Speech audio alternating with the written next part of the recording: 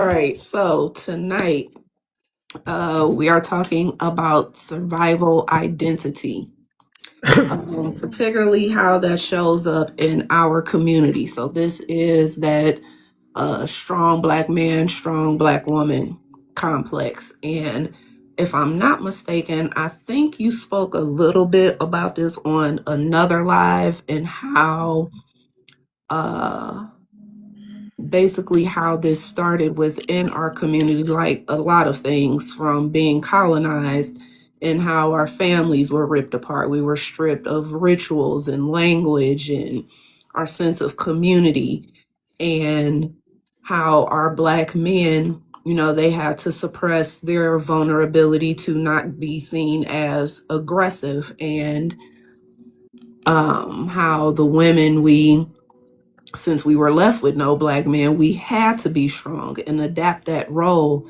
And not that strength is a bad thing, but unfortunately, it has become a part of our identity versus being seen as a tool to have. And so, my question to you, what is, or clinically speaking, how does that affect one in their day-to-day life, like with it stemming from colonialism and in our culture and community, us wearing it more so as a badge and no longer seeing that strength as a tool? How can we begin to deconstruct that mentally? So I think the first thing we need to do in any conversation, but specifically this one, is to make sure that those who are engaging in that conversation, whether it be us or individuals in their own separate time, that amongst their peers or groups who they're conversing with, that we have a shared collective definition for the word or of the word strength. Mm. Like, what does that word mean? Because based on your definition, the entire conversation could potentially shift. It could change. And I challenge my students, definitely my clients, to define that word, to understand, well, what does it mean to be strong? Because how we measure strength isn't universal. It shifts from scenario to scenario. If I'm lifting weights, well, we know what strength is. Right. Um, but that same strength isn't necessarily a strength if we're swimming. Like, nobody cares if you can bench press 3 plates if you're in a swimming pool. Like, Negro, you about to sink to the bottom. So a strong weightlifter is very different than a strong swimmer, still different than a strong runner, still different than a strong communicator. So strength really defines how we do something else. To define yourself as strong in and of itself does not give enough context to really know what that means. It just sounds, I'm strong. What does that mean? Yeah. There's also a strength in your ability to endure. Like, that you have to be strong. Your ability to take pain and keep going, that is a form of strength. And so when one says be strong, well, in what framework or are we discussing that? Okay. So let's say we are talking about strength in as it pertains to, let's say, being resilient, dealing with day-to-day life. Strength as in, and I see like more so, well, for me, I feel like from the male side, strength is, let's say it's a family living in poverty. And because I knew someone who was actually like this, I ain't gonna say most. There's a lot of black families who live at or below the poverty level. Mhm. So for many sons, their mothers look to them and tell them that they are the man of the house. They have to be strong, meaning they have to do the things that a full grown man would typically be able to do, which is protect and provide. Their form of that, especially if they have little to no education or if they just have to help put food on the table, their strength means going out on the street and making it do what it do. and that's strong to them. Whereas a female in that same household, her strength may be considered or looked as, okay, if brother's out doing what he needs to do to help mom bring in money to put food on the table, then I have to be strong, and now I am the other parent. So even though there are things that I want to do as a kid, still being a kid myself, I have to be strong and hold down the fort and be a parent, not express how I feel, like more of a strength in that resilience in that kind of way. I would, I guess, recommend that we learn to be strong in different ways. Mhm. That mastery in one area is good, but mastery in multiple areas is better. We as community, as family, as a people need to be strong in more than just our ability to keep going. That Mhm. is a strength, but that's not the only strength that we need in order to thrive. Right. Like, I get it. There are some times in our life that we're in situations where keep going is all we got. Yeah. It's like all I can do is just keep on trucking. That's all I got the strength to do right now. I get that. That can't be our whole existence. That can't be our whole life just trying to not stop. Yeah. No Agreed. one can sustain that for a lifetime. It's just not doable. And Yeah. so we have to develop other strengths. There's a strength that comes from refusing to give your time to people who don't deserve it or appreciate it. It takes a level of strength. It takes a level of strength to forgive yourself for past suboptimal decisions. It takes a level of strength. It takes a level of strength to see yourself as successful when the world's measuring stick would deem that you're not successful.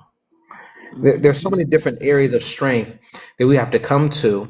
I was just in a group supervision with one of my classmates, and they are doing couples group counseling, which is pretty amazing. And he has these four couples that he's working with, four completely different couples with eight completely different people. These people don't know each other, but Mhm. they're all dealing with the exact same problem as a couple. Mhm. Yeah. And their problem is they are having difficulty with defining and deciding who in the relationship is the leader. Mhm. Both of you should Who be to a degree. So it depends on how you define the word leader, Leader. Mhm. which is why I do that activity, traffic jam, because Mhm. in this activity, the person in the front is the leader, the person in the back is the leader, the person in the middle is the leader, and the person not even in the game on the outside is also a leader, Mhm. but they lead differently. Unfortunately, we think Martin Luther King is the leader of the civil rights movement. I would argue against that strongly. I would argue he definitely was not the leader of the civil rights movement. I would say that he was one of the more vocal people in the civil rights movement. I would also say that he was probably maybe one of the most familiar faces of the Right. civil rights movement. But I would argue that I wouldn't necessarily make him the leader No, not at all. because most of the time when he showed up to cities to do his speaking events, the work had already been done by the leaders. All he had to do was show up to a place. How much leadership does it take for you to just show up and talk? It does take some, Right. but in our society, the more visual or visible, excuse me, individual we consider to be the leader, the one that we hear the most and see the most, we assume is the leader. Though oftentimes people like Ella Baker, who worked with Martin Luther King, who was the backbone of the civil rights movement, you wouldn't know her name Mhm. because she didn't get the microphone often, didn't want it. She was almost never on camera. And so we think that her works or her efforts didn't matter. And that's just not true. And so as people who are decolonizing their mindset, we have to re-envision what leadership looks like in a family. Is it a singular role? Is it a dual role? Is it a shared responsibility? Is it a I lead in this area, but you kind of take the lead in this other area? We have to redefine it. And I'll wrap it up with this. I remember one time talking with a couple, and the man, the male in the relationship wants to be the leader. Cool, I get it. I get that dynamic. I benefited from that dynamic. I understand that dynamic. Mm-hmm. And he wanted to be responsible for the money, but he was really bad with money. Mm-hmm. His wife, on the other hand, was actually very good with money. But because in their religious dynamic, he's the leader, he felt that, well, because I'm the leader, I should make the financial decisions, even though she's more skilled in that area. I would argue that's stupid. Correct I, me when you say that. I like, because you mean to tell me that your gender, Qualifies that's, you. I get it. Like, I've been the executive director, but I know what I'm good at doing and I know what I'm not good at doing. And when I'm around somebody who is better at something than I am, has more experience than I do, even though my role might be the executive director, I yield towards their advice and their guidance in the area because their experience, their knowledge, and their wisdom, in my personal opinion, is significantly more valuable than my title. Facts. But that's my personal approach. Each couple, each individual has to decide for them how do they want to manage their own life, how do they want to define it. I think my strength is expressed in my ability to take the back seat when taking the back seat benefits the whole. I think there's a strength in that. LeBron James has been doing that all year on a basketball team. And he is arguably the best player on the team, but he realized, like, in order for us to win, if we got a shot, I can't be the number one option. I got to be option number 3 and let these other guys shine. Though most people would argue the other guys he's coming playing third fiddle to, he's arguably better than. Mm-hmm. But he's a leader. He realizes, like, who do I need to be in order for the team to win? That's his leadership style. Right. He's becoming all things to all people. He's learning what works for me. And again, we go back to that initial statement. We have to identify some things and figure out, hey, what works for me, then what works for us. Great. I like that. And I'm glad you brought up your particular example of how you see that or lead in the workplace, because I think that's another place where having that survival identity comes into play, because the only other place where we are for much of our time outside of the home is at work. So if you already have this, I have to be strong and resilient and hold everything down on the home front, and then you go to work, and we know most workplaces, they have that one employee that is good at doing everything. Maybe they are efficient, their productivity is great, and then management will see them as, oh, this is the strong team member. And instead of providing some type of relief to that particular person, they just pile more work onto that person.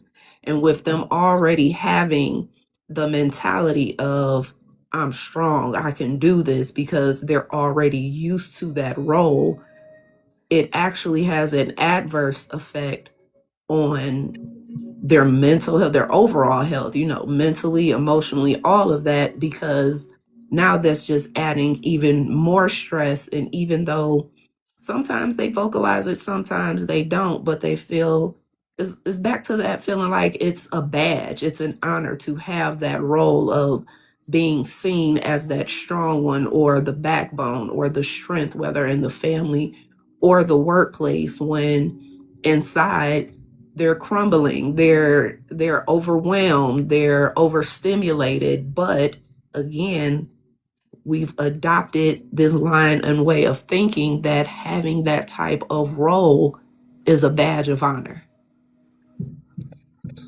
So it reminds me of being in the Boy Scouts. Mm-hmm. On my honor, I would do my best to do my duty to God and my country. Mm-hmm. Why do you even remember all of it? we had to do certain things to get these badges. Right. And in the realm of being a Boy Scout, those badges gave you merit. Mm-hmm. They gave you merit. And inside again of that realm, you could be a really, really big fish. The thing was, once I stepped out of being a Boy Scout, nobody cared if I could tie a square knot or bowling on a bite or a running bowling or taunt line hitch. Like nobody cared if I knew how to do those knots with one hand. Nobody cared. And so a lot of times we depend on these groups to give us purpose and value. Mm-hmm. That's just an example of a group. We also use religious institutions to give us purpose and a value. We oftentimes even use family structure to give us purpose and a value. The problem with using those for purpose and value is what happens when you don't have those things or when those things change. Second, what happens when you really begin to see and understand you? Then what happens to your role in those particular places? I know for me, my personal experience was as I began to see my own value and needed their value less, it changed my need to be a part of those groups. Mm-hmm. But also one of the things about those groups is once you decide that you want to play in those particular dynamics, the people stuck in those groups can oftentimes turn on you. And that can be alienating and discomfortable. Discomfortable? Is that a word? Uncomfortable. And cause discomfort. Yeah, cause discomfort and be uncomfortable. There we Yeah. go. And I was just like, I'm learning that we have to decide what works for us. And also that what works for us may not necessarily be what somebody else chooses.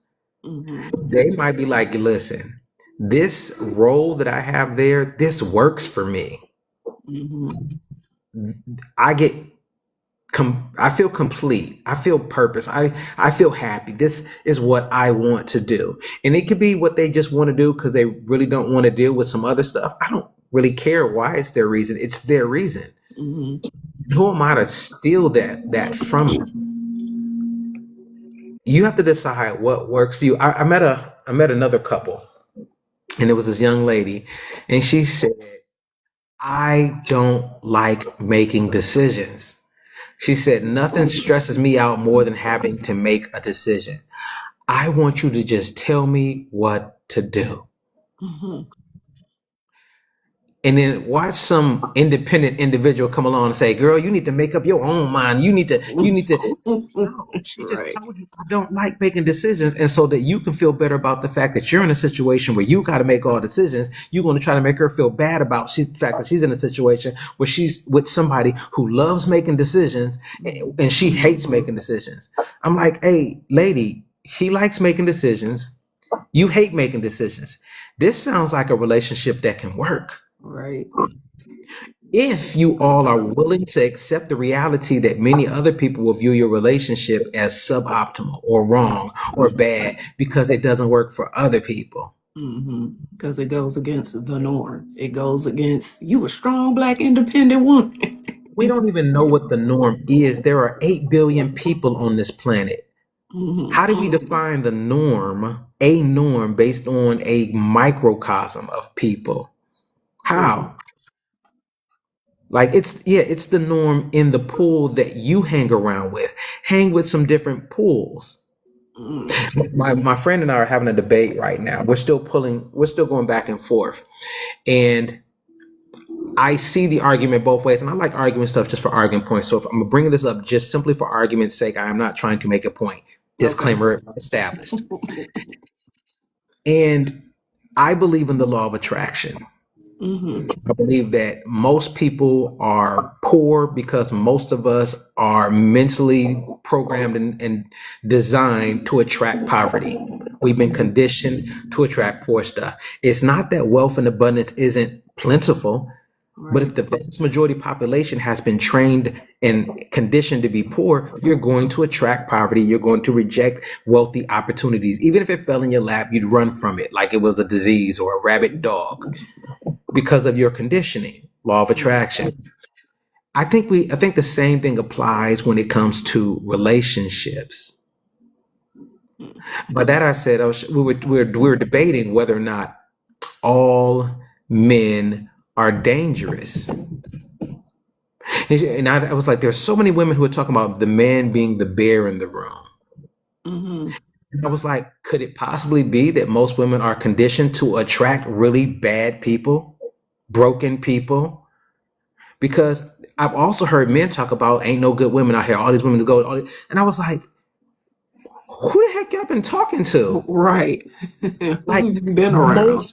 most of the women I've known my entire life, met in my entire life, have been amazing women. Mm-hmm. And I'm like, so when these guys are saying this, I'm looking at them like, you got to be kidding me. But then I heard more and more people saying it. And I'm like, oh, I get it. Y'all are all on the same frequency, so you keep attracting trash. So you think all women are Exactly. trash. And I meet these ladies, I'm like, you are all on the same frequency, so you keep attracting trash guys. So you think all guys are trash and all guys are dangerous. I'm like, if the law of attraction is real, is it really about them? Excuse Mm-hmm. me, is it only about them? I don't want to say Right. it because it is partially about them. It is. But is it only about them? Might it be that you all are on the same frequency, attracting the same trash, so that's you're having the same experience? And when you talk to each other, since so many of you have the same experience, it must be all. I'm like, probably it might not be that. It might not be that. And so we got to start redefining ourselves and our thought processes and who we are and what we want. And when we shift those thinkings, Mm-hmm. watch how life reflects the shift in thought. At least that's my theory. I completely agree. I knew someone years ago that she would always say, she was looking for or wanted a man that was faithful and to treat her right and all these things. But then in the next sentence said, all men cheat. There are no faithful men. And I'm like, now, wait a minute. How are you trying to attract this thing? But you're contradicting it, saying that all of them do this. Could it be just that all the ones you've encountered because you carry that belief you've been attracting? Most of the guys I hung around, most of the guys I hung around growing up and knew in my young adult life are solid dudes. Like Mm-hmm. most of them. I could probably count on one hand how many guys I knew that were around me that were trash dudes. Mm-hmm. So when I kept hearing about all these trash dudes, I'm like, where are y'all looking?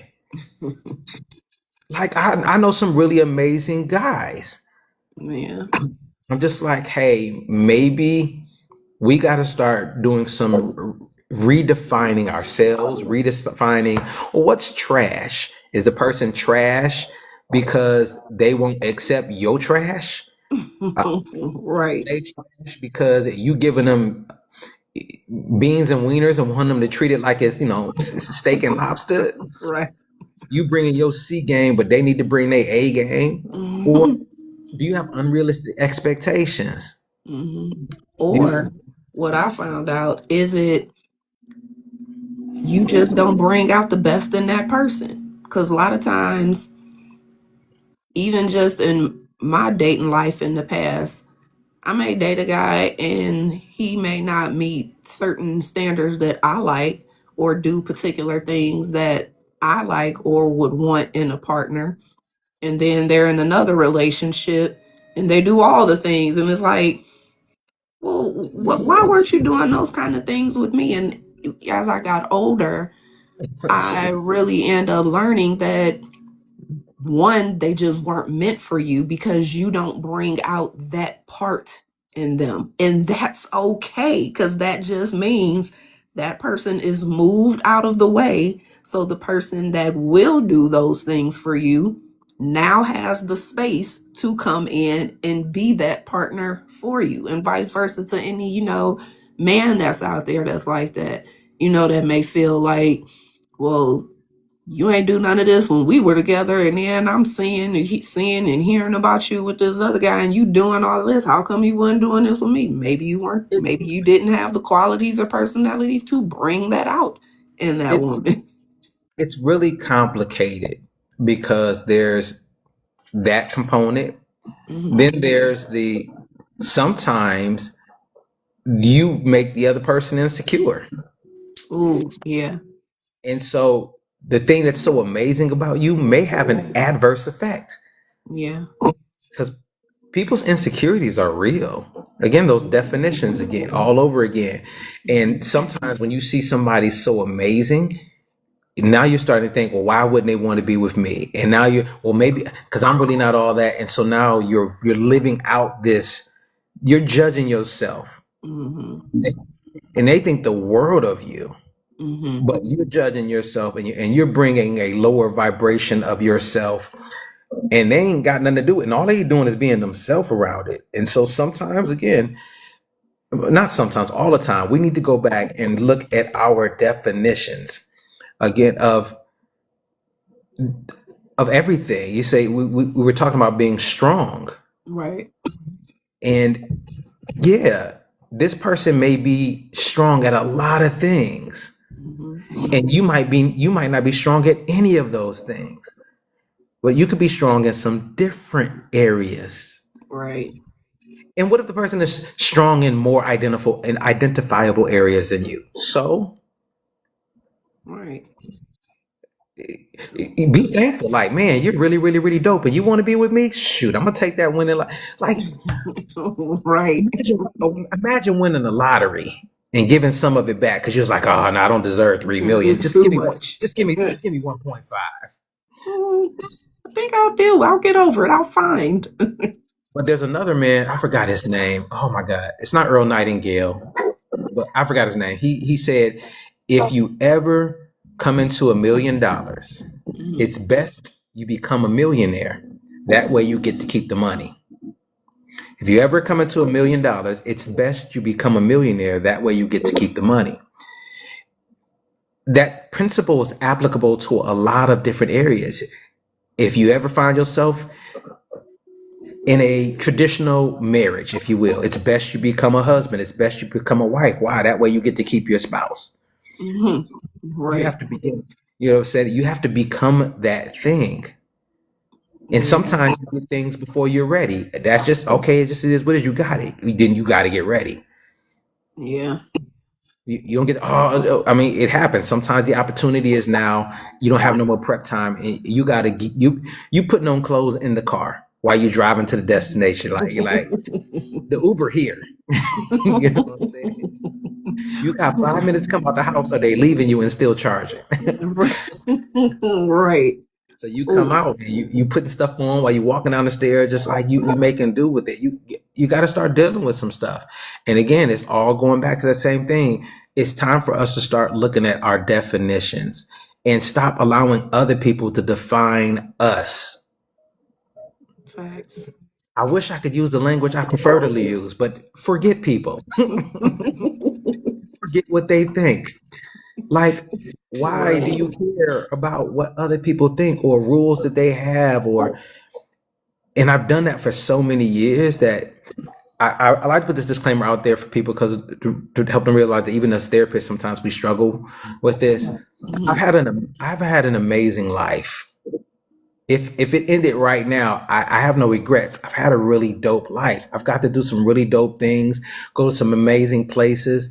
I mean, I've traveled to multiple countries, you know, and I've helped a lot of people. There ain't too many people places I can go. It's starting to be the doggone country where people ain't heard of it. I'm like, I got 5 amazing kids. I've been married to the same women for more than half my life. Like I've had a really dope run. Mhm. And in the midst of all of that, I kind of felt like I was failing in life because I haven't hit one goal. Mm, I hit dang near every other goal I had in life, just about. yeah. I didn't hit one. I'm making more money than I ever made before in my life, but I ain't making as much as I feel like I should be making right now. So because I haven't hit that one goal yet, I'm a failure and everything else doesn't matter. Mm. Gotta That's count the wins. that was my thinking, and I was just like, well, why is that the stick I use to measure whether or not my life was successful? Who gave me that identity? Who gave me this belief that some made up thing called money? Money is made up. It's just a conduit, a tool that we use to exchange goods and services.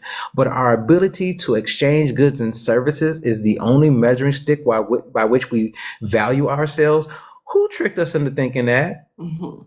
Right. But we'll do that. We come up with these definitions that aren't a part of our original culture, the things that don't align with our personal values, the things that don't align with who we truly are. And because we adopt these thoughts, now we have these different mental issues. Dr. Linda James Myers would argue all of the crap that we're dealing with, I'm using my own language, comes from, at least in a mental health capacity, from how we view ourselves, how we view the world, and how we view ourselves in relationship to the world. And in many cases, all three of those are colonized. How you view yourself, colonized. How you view Yeah. the world through colonized lenses. How you view yourself in relation to the world, colonized lenses. And we need to uncolonize our thought process. And as we begin to do that, we'll find more peace, more happiness, more contentment.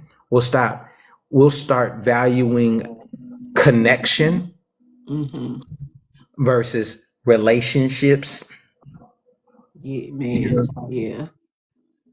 We'll start seeing the person for who they are versus what they can offer us. Mm. Yes. We shift these things, and we'll start to realize just how amazing we are. We're only crappy when we view ourselves through other people's lenses. You can't tell you can't tell 2 year old little baby stank, what we call it, little stank stank with the droopy Right. little stank stank with the droopy diaper, and that song come on, little stank stank dance Hmm. What to they their hearts love. to their heart's content, stanky diaper and all, with no shame. Then somebody had to tell that baby you offbeat. That baby was just dancing to the music, just having fun, and you like, I don't like that move. You just gonna keep doing the same move? Right. What's wrong with your diaper? Projection. Projecting their Somebody beliefs. they called the indigenous people, of which many of our ancestors are, they called them savages. Hmm. Said they were uncivilized as they murdered them, raped them, and stole from them. And we never checked them on the language. We never was like, well, who was the real savage? And two, if they are the real savages, why in the world are we allowing them to establish normalities for our lives? Hmm. Why are we allowing them to define what our relationships should be built upon or how they should be structured? Why are we doing any of that? And even outside of that, why are we letting anybody, even people of our own racial group or ethnic background, why are we letting anybody outside of ourselves define for us who we are? I love my mother. She does not define me. Honestly, and I genuinely love my mother, but I could care less if she's proud of me or disappointed in me. Yeah. It, I don't nobody have that type of power over my life. And I push that into my kids like, listen, you don't need me to be proud of you. Be proud of yourself. What I think of you shouldn't matter. What you think of you is all that matters. I don't even know you. For real, for real. You feel me? So Yeah. what qualifies me to have an opinion about your life while I'm still trying to figure out mine? What qualifies me? I mean, you may value my opinion to the level of my experience and Right. how I may be able to help and guide you, but ultimately, I do not want my children's view of themselves to be rooted in my view of them. I don't know them. Yeah. I want them to love Ooh, themselves because they choose to love themselves. And I push that to them over and over again. And they still go back. I can still tell they care what dad thinks. And I keep of saying, stop course. doing it. I'm trying to free you. Of course. I'm trying to free you. Like I love you and I value you. But whether I love you or value you or not, you are loved and you are valuable. Your love, your value has nothing to do with what I think about you. Hmm. I don't want you to have that burden. Now, I think the world of you, but I don't want you to think the world of yourself because I think the world of you. I want you to think the world of yourself because you think the world of you. Yes. I told Kyra this, even with, how I told you the stuff we was going through with her last week. I said, you have to want this for yourself. I can want, there's a million things, there's so many things that I want for you because I'm your mom. I love you.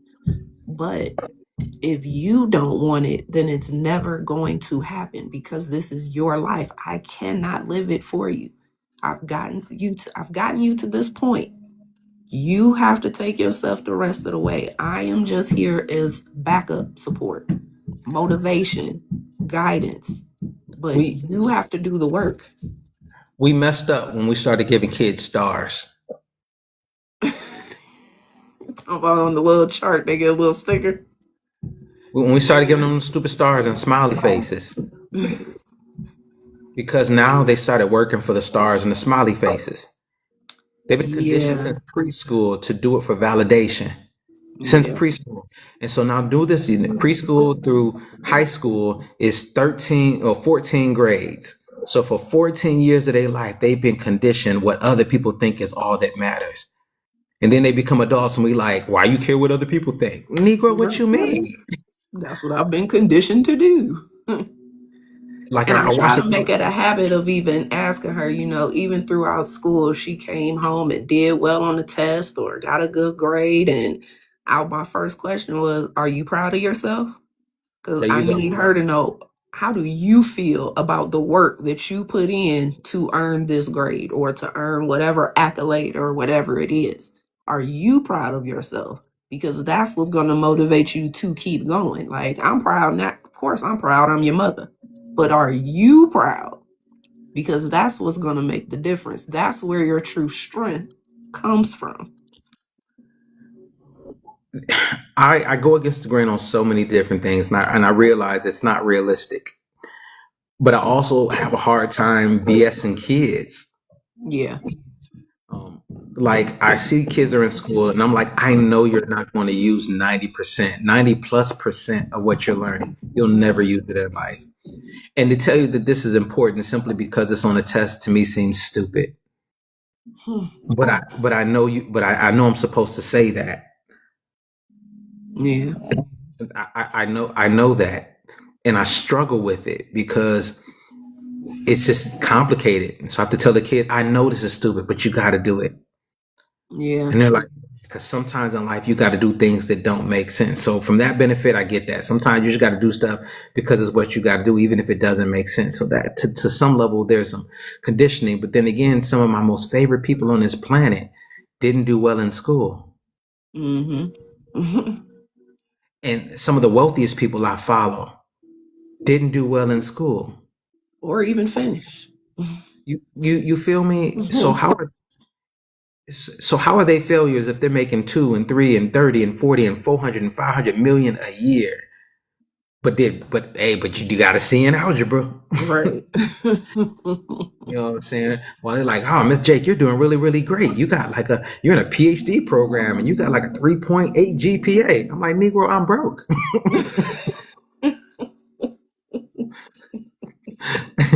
I don't want to win on paper. We don't want no part of, you know what I'm saying? Participation trophy. You know what I'm saying? When I say I'm broke, I'm playing on it. You know what I'm I saying? know. But compared to them, I'm broke. He make what I make Right. in a year in a day. What you Right. mean? You know what I'm saying? So I'm playing with that a little bit just to say that ultimately you have to define everything for yourself. You want to be strong? Well, what does that look like for you? And you have to be okay with other people not being okay with it. Ooh, big facts. Because there's always going to be somebody that feel like that's not the way you're supposed to do it. You could be doing better. Or if I was you, I would do it this. And it's like, but you didn't even do it that way. So why would I? Sometimes you are going to disappoint people. Hmm. Do it. Like, and that's the end of the statement. It's just it. Yeah, just do it. It's It going. They're going to be disappointed in you. I be like, so, right. so you're disappointed. I'm sorry. What gives you the right to be proud or disappointed in me? You weren't there. All right, you weren't with me shooting in the gym. You know How what I'm is saying? You your like, disappointment in me helping me pay these bills? eh, Helping me further succeed? I think I'll live. I think I'll be okay. I don't care if you proud of me. Don't care. Like your view of me don't matter. Like Yeah, I get what you mean and stuff like that, nice platitudes. Like I don't even want it because you like me today. You like me because I'm aligning with what you think. But if you heard some of the things I said and did and some of my real beliefs, you might not like me the same. You might be like, oh, be I didn't like, know. Like you like the version of me that you have in your mind. You like this person that you created. And my thing is keep on liking that person. I'm not asking you to stop. I just need you to know that your view of that's me another doesn't side. matter. It Yeah. don't matter. Good. Law of the four agreements. Don't take Hmm. anything personal. Oh, man. So your criticisms. Now, if you critique me, I don't hear that. If you critique something that I've done, I'll listen because I might be able to learn from that and improve it. But if you think that because I did that, this reflects me as an individual, kick rocks. Right. And, and likewise, if you're complimenting something that I did, all right, cool. I like the way that you did this. I'm like, all right, cool. Thank you. I'm learning from that. But if Hmm. you think that you liking what I did then means me I have value or purpose, I have intrinsic value and worth. I'm valuable because I exist. For, I have paintings on my wall. Hmm. They don't do anything, Hmm. yet they have value. I have another painting I just finished paying for. It's Was it the one of most Ray expensive. Ray's? Listen, and I told him, hey, and don't give me a discount, Hmm. and he had no problem with that. Oh, I had to put artwork on layaway. I just made my last payment. You know what I'm saying? I was just like, it doesn't do anything. Hmm. It has value because it exists. Yes. My painting I And, got from him is one of my favorites. I love the painting that I bought from him. and so I think we have to realize we're like precious art. Hmm. The moment we came into the creator's mind and to the point that we were fashioned, Hmm. we have value. Yes. And that's it. Yeah. And then there are some people who look at us and they won't appreciate our value. And that's okay. Hmm. And there'll be other individuals that will over appreciate the value. Oh, that's worth at least 10 times what you paid for it. And that's okay. Hmm. It is. It's just value. It is. It is whatever it is. Everything And is a matter of perspective. come on. So I haven't met a weak person yet. I've met people who are stronger in some areas than others. Hmm. But in order to exist on some level, you have to have strength. Yes.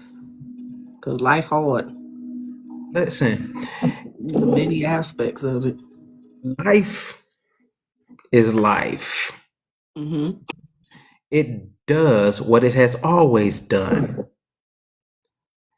And every person who's ever existed has had lessons that they had to learn, things that life had to draw out of them. Mm-hmm. It's the whole point of existing. And we go through our different things differently. And because of this, I've given up my need to save people. No, maybe you need to choke on some water. He drowning. Yes. Let's watch What are what you they gonna do. listen? They can Sometimes figure it out. I've learned to start taking inspired action. Like not doing this because I feel that if I do this, people will value me more. I get that. People are like, well, you gotta have this degree and you gotta have this experience. You ain't got nothing, man. I'm finding out this is all a game. Mhm. I've gotten jobs I wasn't qualified for, Don't or know I how was to. less qualified than other individuals who applied. Yeah. Um, I've also had positions that I was overqualified for. Hmm. I relate. And in both scenarios, I was right where I needed to be. Absolutely. So A why is lot of that people not off make limits? mistakes.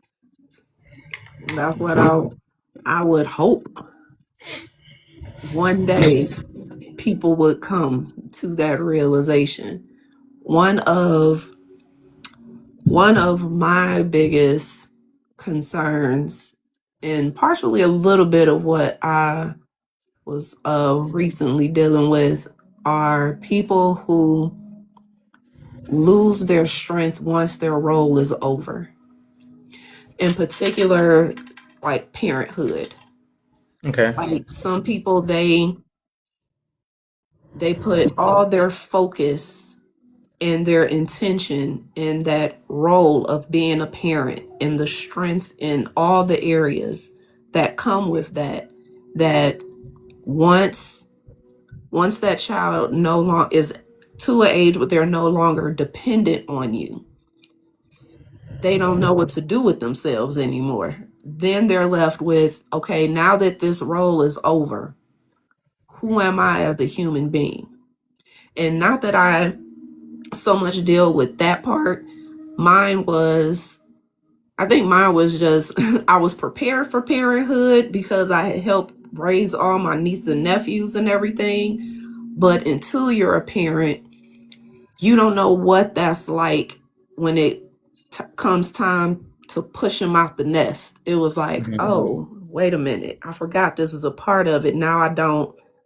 Okay, now what happens? How do I even do that? Because that's the part that I never got preparation for. That in my life anyway, nobody even prepared for. So the strength that has to come with being comfortable with letting your kid be an adult and be independent and go out into the world, because you already know the terrors that are out there, but having to trust that you have instilled everything that you needed to in them in order to go out there and navigate life. There's a particular strength that comes with that that I just was not prepared for. I'll give you this. I was just doing my best to be the best version of me in the role of a parent as I possibly could be. Hmm. I'm not responsible for the outcome. Mm. Yeah, and that was my one of my issues, and I think that's from, I don't know, partially my trauma growing up with my mom, and you know me feeling that people pleasing part of, okay, she'll accept me if she's proud of me or if I accomplish something on some level. Learning to break away from that and not impart that on her, but still just believing that I've done the best that I could, because you know how they say, your kids are a reflection of you. So if they go out into the world and they are nothing, it's like, well, oh, well, they your kid. What kind of parent were you? It's just not true though. Yeah, I'm finding that out. There are so many factors that play into the person any individual becomes. Though Hmm. parents play a major role, and though DNA and genetics play a major role, and it, There's so much stuff that lives in our DNA. It's ridiculous. We're still uncovering it. All those things are factors. There are thousands upon thousands of people your children will interact with between birth and 18 years old Yeah. in different ways, having subtle impacts, some major impacts. Hmm. And then for you to bypass all those thousands of people and their impact and think it was all on you, get over yourself. Get over yourself. Well, when you put it that way, no, but that's a good perspective. That's an eye opener right there. You it ain't Yeah. you did the only thing you could do, which was your best. My parents did the only thing they could do, which was their best. And in some regards, I got good memories. In other regards, not as good memories. But Yeah. ultimately, I can't be mad at them for doing anything more than they could do. If they could have did more, they would have done more. Right. They True. did the best that they could do at their level of understanding, at their level of ability at that point in time. And I know if I were to be a parent today with a new child, I would be completely different than I was 25 years ago. Yeah. Same. Because I thought because about that. Yeah. I'm a different person. Yeah. I've had 25 years of growth and experience. So to get mad at 20-year-old Jake for not knowing what 50-year-old Jake knows, that's stupid. Yeah. That's true. That's not a realistic expectation. 20-year-old Jake was a baby his doggone self. He didn't know what he was doing. Man. So for a person who was trying to figure it out, you didn't do half bad. Yeah. You feel me? Received. Yeah.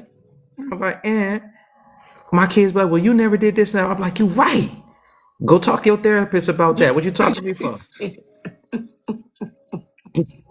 Go talk to your therapist. I did the best I could do.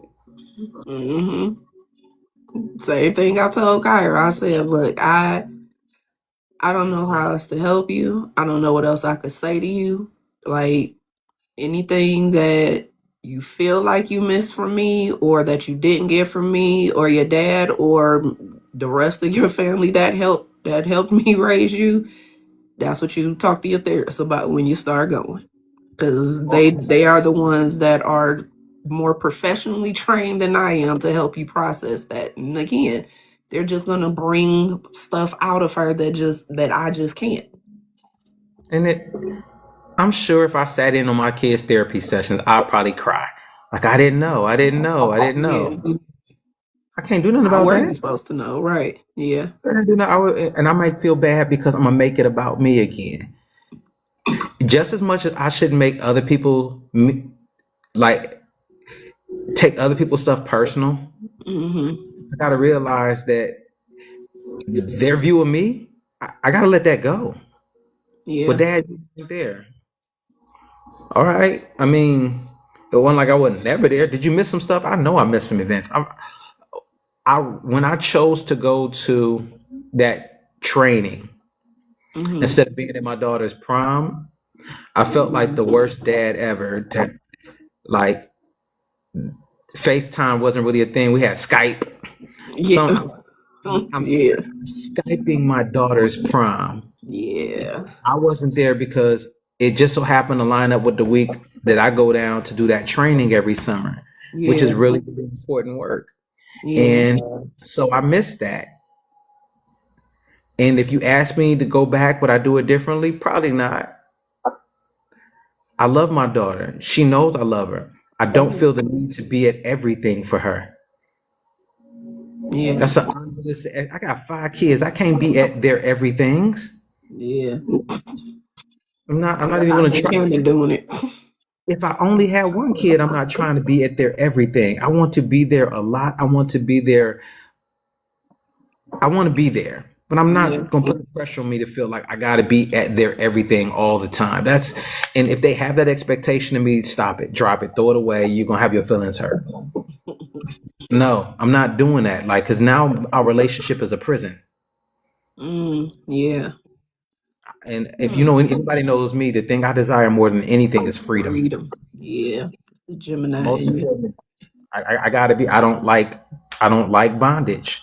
Yeah. I need to feel free. Relate. So I had to come in full circle. I even had to learn to free myself from these expectations of always having to be the strong person. It doesn't mean that I'm not the strong person, but just because I'm the strong person doesn't mean it's my turn to lift this. Yeah. Ooh, that's powerful. Yeah. If I choose not to lift something, it doesn't mean I'm strong. I'm making a strong decision. I ain't picking that up. Yeah. So just because I can doesn't mean that I'm supposed to. Yeah. Ooh. Oh, man. My thing was once I learned that I didn't even know, I know I'm strong, and there are others that view me as having that kind of strength. It's like the moment I say no and stick by it, oh, how could you? You're the most terrible person in the world. And I finally got to a place where I was like, Okay. okay, well, guess I'm terrible then. I'm tired. Adults are funny. You're a bad person. Don't call me bad. Please, I need you to see me as the good person. Please change your perspective of me. Please. I can't once, live without your validation. once I became comfortable with taking that armor off, because that was the word of the week this week. Once I became comfortable with that and was like, it's there. If you need it, you put it on, because the armor is heavy. I'm tired. Like, I know now that my strength is a tool. It is not everything that Kalina is made up of. And I refuse to let it be anymore. And for those that don't like it or agree with it, that just lets me know those were the ones that benefited from me not having the right boundaries for them to take advantage of said strength. And that is why I chose to put my armor down. You put it on. In July, I have to start my internship for this PhD program. Mm-hmm. Practicum is about 10 hours a week on top of my jobs. I was scared to say. Oof. And I just got off a conference call. She said, your internship is going to be about 30 hours a week. She says, I'm going to be honest with you. You're going to have to put something down. Yeah. Because if this 10 hours a week is about to break you, imagine what's going to happen when you try to juggle 30 on top of your full time and your 2 part times. Yeah. Oof. So my 2 part times got to go.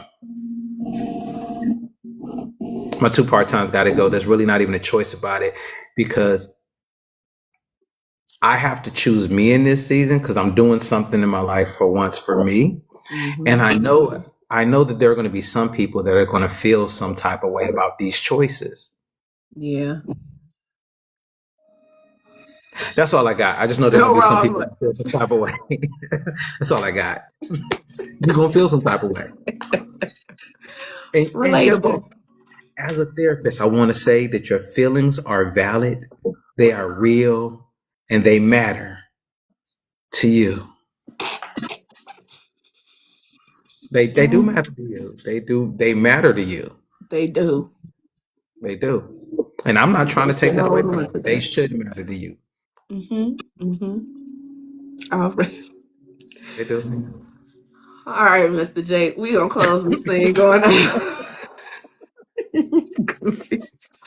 Go ahead, tell the people how to get in touch with you, how they can keep up with Listen, you. My Life Now, that's MIE Life Now. That's on all social media platforms. Yeah, I definitely plan on dialing back, because I got to do way more content. But I love these conversations. They are fun. They are fun.